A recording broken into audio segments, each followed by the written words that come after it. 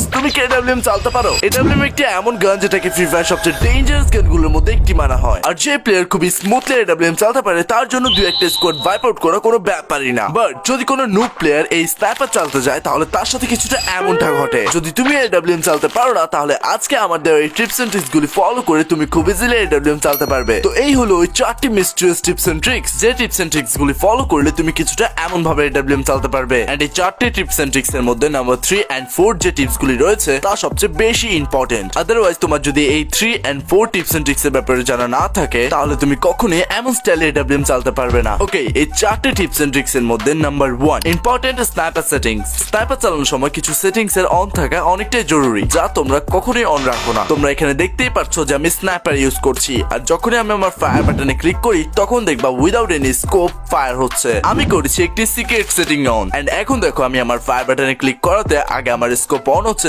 দেন গিয়ে ফায়ার হচ্ছে। Very simple settings. নিজের গেমের সেটিং এ যাও এন্ড কন্ট্রোলে গিয়ে হোল্ড ফায়ার টু স্কোপ কে অফ থেকে অন করে দাও। ব্যাস, এই সেটিংসটি অন করার পর এখন তুমিও আমার মতো ফার্স্ট এডব্লিউএম চালাতে পারবে। ওকে, টিপস নাম্বার 2 ক্যারেক্টার কম্বিনেশন। এখন এই ক্যারেক্টার কম্বিনেশন একজন স্নাইপার প্লেয়ারের জন্য কতটা ইম্পর্টেন্ট একজন স্নাইপার প্লেয়ার ছাড়া আর কেউ বলতেই পারবে না। যদি চালাতে চাও এমন স্টাইলের স্নাইপার তাহলে এক্ষুনি একটি পারফেক্ট ক্যারেক্টার কম্বিনেশন চুজ করো, যে ক্যারেক্টার কম্বিনেশন গুলি ইউজ করাতে তোমার স্নাইপার স্কিল আরো ইমপ্রুভ হয়। স্নাইপার কম্বিনেশনের অ্যাক্টিভ স্কিলে সবসময় রাখবা আইরিস কে। বস, এই আইরিস কে দেখতে যতটা নরমাল মনে হয় এতটা নরমাল এই আইরিস না। এই আইরিস গ্লোয়ালের 8 পার এনিমিকে মারার ক্ষমতা রাখে, আর তার সাথে যে এনিমিকে ড্যামেজ দেয় সে এনিমির লোকেশনও মার্ক করে দেয়, যার কারণে তুমি দেখতে পারবা এনিমিটি আসলে আছে কোথায়। এন্ড এই অ্যাক্টিভ স্কিলের সাথে কিছু এমনও প্যাসিভ স্কিল আছে যা তোমার ইউজ করা অবশ্যই দরকার। দেখা করো এই সাথে, নেম তার লরা। যদি তুমি আসলে স্নাইপার প্লেয়ার হও তাহলে এই লরা ক্যারেক্টারের স্কিল তোমার থেকে অনেক ইউজফুল মনে হবে, কারণ তুমি যখন স্কোপ অন করে যে কোনো এনিমিকে ফায়ার করবে তখন তোমার স্কোপিং ফায়ারের অ্যাকুরেসিকে প্রায় 50% পর্যন্ত ইনক্রিজ করে দিবে। আর